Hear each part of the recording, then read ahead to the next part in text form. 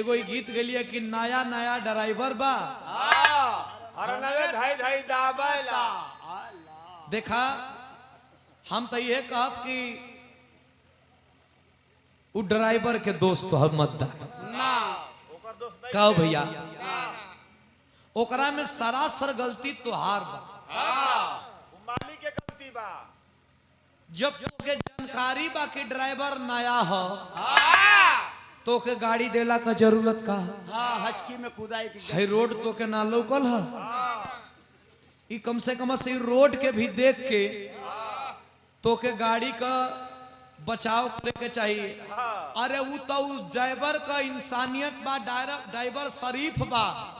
कि वो खाली हरनवे दाबता नहीं कोनो कोनो तो ऐसा ड्राइवर अगर नया ड्राइवर बा तो कोनो कोनो ऐसा ड्राइवर को गियरो लगावे शुरू करी और नया बा तो वो आगे गियर लगाई कि पीछे गियर लगाई हई हई हई सैसन रोड में तू गाड़ी देबू कोनो कोनो तो ऐसा ड्राइवर हवा कि गड़िए उलाट दी